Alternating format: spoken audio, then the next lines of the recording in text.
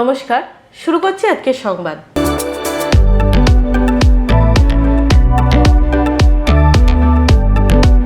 বুধবার সকাল থেকেই বর্ধমানে সরস্বতী পুজোর বাজার শুরু হয়ে গেছে। বাঙালির ঘরে ঘরে যে দুটি পুজো হয়ে থাকে তার মধ্যে লক্ষ্মীর পাশাপাশি সরস্বতী পুজোও রয়েছে। আর সরস্বতী পুজোকে কেন্দ্র করে ঠাকুর কেনা থেকে শুরু করে ফলমূল, জবের শীষ, সরকাঠি, দশকর্মার নানান সরঞ্জাম, দোকানে দোকানে মানুষের ভিড় লক্ষ্য করা যাচ্ছে। বর্ধমান শহরের বিভিন্ন স্থানে সরস্বতী প্রতিমা নিয়ে বসে পড়েছেন শিল্পীরা। তাদের মধ্যে দুজন শিল্পী বিদ্যুৎ পাল ও ধনঞ্জয় ধর জানালেন, বুধবার থেকে তাদের বাজার শুরু হয়েছে ঠিক কথা, তবে এদিন ভিড় একটু কম। তাদের আশা বৃহস্পতি এমনকি শুক্রবার সকাল পর্যন্ত ঠাকুর কেনাকাটা চলবে।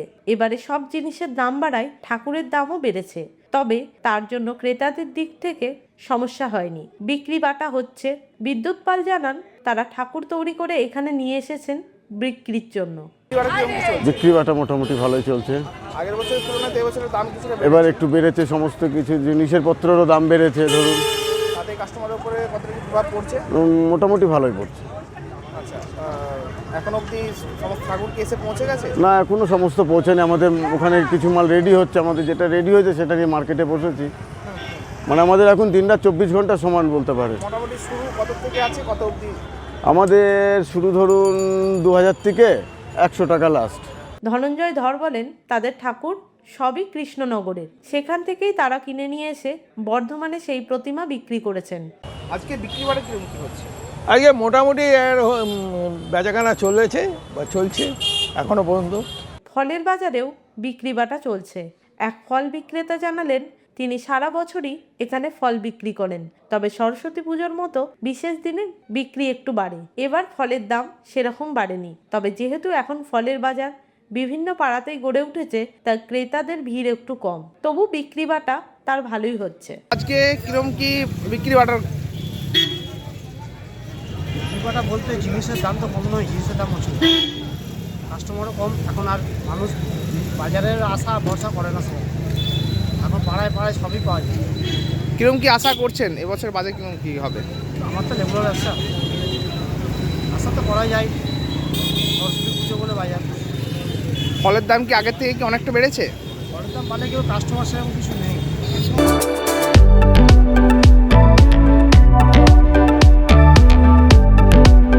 SIR এর অজুহাতে বৈধ ভোটারদের নাম বাতিল করার চক্রান্তের প্রতিবাদে পূর্ব বর্ধমান জেলা তৃণমূল কংগ্রেস কমিটির ডাকে বিক্ষোভ মিছিল ও ডেপুটেশন কর্মসূচি সংগঠিত হলো বর্ধমানে। এদিন দলের পক্ষ থেকে জেলা শাসকের উদ্দেশ্যে এই ডেপুটেশন দেওয়া হয়। এদিনের এই কর্মসূচিতে অংশ নেন জেলা তৃণমূল কংগ্রেসের সভাপতি তথা কাটোয়ার বিধায়ক রবীন্দ্রনাথ চট্টোপাধ্যায়, রাজ্যের মন্ত্রী তথা পূর্বস্থলী দক্ষিণ বিধানসভা কেন্দ্রের বিধায়ক স্বপন দেবনাথ, জেলা তৃণমূল কংগ্রেসের সাধারণ সম্পাদক বাকবুল ইসলাম, বর্ধমান দক্ষিণের বিধায়ক খোকন দাস, জেলা তৃণমূল যুব কংগ্রেসের সভাপতি রাসবিহারী হালদার, বর্ধমান শহর তৃণমূল কংগ্রেসের সভাপতি তন্ময় সিংহ রায় প্রমুখ। এদিন তৃণমূল কংগ্রেসের পক্ষ থেকে মোট 7 দফা দাবিতে ডেপুটেশন প্রদান করা হয়। এ বিষয়ে জেলা তৃণমূল কংগ্রেসের সভাপতি রবীন্দ্রনাথ চট্টোপাধ্যায় উল্লেখ করেন, নির্বাচন কমিশন একের পর এক অগণতান্ত্রিক নির্দেশ জারি করে চলেছেন।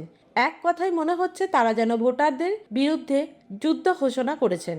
অযৌক্তিক কারণে লক্ষ লক্ষ বৈধ ভোটারকে শুনানিতে রাখা হয়েছে। নির্বাচন কমিশনের এই অগণতান্ত্রিক কার্যসমূহের তীব্র প্রতিবাদ জানাচ্ছি আমরা।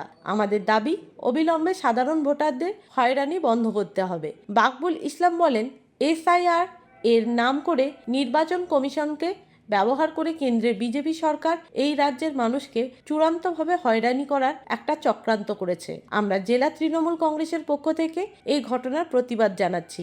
SIR প্রক্রিয়ায় যে সমস্ত জটিলতা আনা হচ্ছে তা বন্ধ করার দাবি জানাচ্ছি। সমস্ত স্তরের নেতৃত্ব এবং এই হাজার হাজার কর্মী এবং নেতৃত্ব উপস্থিত আছেন।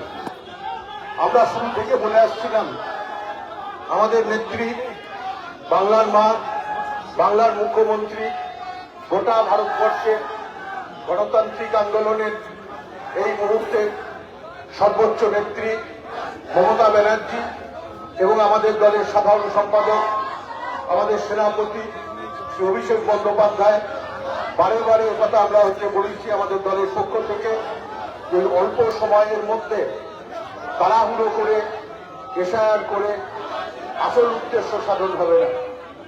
এর আগে এসআইআর হয়েছে 2 বছর 3 বছর ধরে। স্বাভাবিকভাবেই অত্যন্ত সাবধানতার সঙ্গে, অত্যন্ত সতর্কতার সঙ্গে, অত্যন্ত সযত্নে এই এসআইআর প্রক্রিয়া সংগঠিত করা উচিত, কার্যকরী করা উচিত।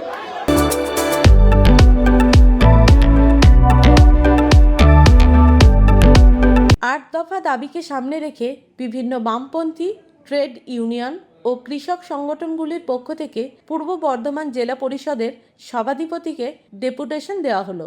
এই ডেপুটেশন কর্মসূচিতে প্রধান বক্তা হিসেবে উপস্থিত ছিলেন সিপিআইএম এর রাজ্য নেতৃত্ব অমল হালদার। তিনি বলেন, শ্রমিক ও কৃষকদের স্বার্থ রক্ষায় বামপন্থী সংগঠনগুলি আজ ঐক্যবদ্ধভাবে পথে নেমে আন্দোলন করছে। কেন্দ্রের বিজেপি সরকার শ্রমিক কৃষক বিরোধী নীতিকে সামনে রেখে একের পর এক আইন প্রণয়ন করছে। আমরা এর বিরুদ্ধে প্রতিবাদ জানাচ্ছি। একই সঙ্গে রাজ্য জুড়ে যে দুর্নীতি চলছে তারও প্রতিবাদ করেছি। আমরা চাই কেন্দ্র এবং রাজ্য উভয় সরকারই ধর্মীয় উত্তেজনা, বিদ্বেষ, বিভাজনের রাজনীতি অবিলম্বে বন্ধ করে শান্তি সম্প্রীতি ফেরাতে গণতান্ত্রিক পরিবেশ সৃষ্টিতে উপযুক্ত পদক্ষেপ গ্রহণ করুক। সাধারণ মানুষের জীবনযাত্রাকে সুস্থ ও স্বাভাবিক রাখার ক্ষেত্রে তারা দিক নির্দেশ করুক। এদিন মোট 8 দফা দাবিকে সামনে রেখে জেলা সভাধিপতির উদ্দেশ্যে দাবি সনদ পেশ করা হয়। নমস্কার, আশা করি আমাকে চিনতেই পারছেন। সুকান্ত প্রামাণিক। আমরা মাস 4 আগে আপনাদের জানিয়েছিলাম যে আমরা ডাক্তারবাবুদেরকে আমাদের স্টুডিওয়ে এনে আমরা একটা অনুষ্ঠান শুরু করতে চলেছি। অনুষ্ঠানটা এরকম ছিল যে নাম এরকম, সঙ্গে ডাক্তারবাবু। আমরা তো ডাক্তারি বিভিন্ন সমস্যা নিয়ে, চিকিৎসা সংক্রান্ত বিষয় নিয়ে অনেক সময় সমস্যার সম্মুখীন হই। তখন চটজলদি কোনো সিদ্ধান্ত নিতে না পেরে হয়তো আশপাশের মানুষজন যা বলছে আমরা সেটাই করি ভয়ের কারণে। এবার আমরা এই মন্তব্যগুলো যদি সাধারণ মানুষদের কাছ থেকে না শুনে যদি বিশেষজ্ঞদের কাছ থেকে শুনি, যিনি যে বিষয়ে চিকিৎসক তার কাছ থেকে শুনি, আমাদের মনে হয় তার পরামর্শটা রোগের ক্ষেত্রে আমাদের অনেক বেশি উপযুক্ত হবে, অনেক বেশি কাজে লাগবে। তো যথারীতি সেই জুলাই থেকে আমাদের অনুষ্ঠান চলছে, সঙ্গে ডাক্তারবাবু অনুষ্ঠান। আপনারা যদি এই অনুষ্ঠানগুলো দেখেন আমাদের খুব ভালো লাগবে, আপনাদের জন্যই করা। প্রত্যেক মঙ্গলবার আমাদের স্টেট কার্ড নিউজ থেকে অনুষ্ঠান সম্প্রচারিত হয়। আপনারা সেখানে আসুন, দেখুন অনুষ্ঠানগুলো এবং আপনাদের মতামত যদি জানান, কিভাবে আপনারা উপকৃত হচ্ছেন বা কিভাবে উপকৃত হতে পারেন, কি বিষয় জানতে চাইছেন, এগুলো জানতে পারলে আমাদের সেই ধরনের অনুষ্ঠান করতে আরও সুবিধা হবে। তবে আমরা আগেও কিছু অনুষ্ঠানে বলেছি যে আমরা লাইক শেয়ার কমেন্টের জন্য অনুরোধ করি না, করবও না। সেটা যদি আপনাদের ভালো লেগে থাকে, আমরা এটুকু জানি বা বুঝি, আপনারা সেটা নিজে থেকেই করবেন। কাজে ওটা আমরা আলাদা করে অন্য বিভিন্ন জোনের মতো বা বিভিন্ন চ্যানেলের মতো আলাদা করে কোনো দাবি বা আবদার রাখছি না। শুধু এটুকু অনুরোধ, আমাদের এই অনুষ্ঠানটা আপনারা দেখুন। আপনারা যদি উপকৃত হন এর থেকে, আমরা জানবো আমাদের এই পরিশ্রম সার্থক।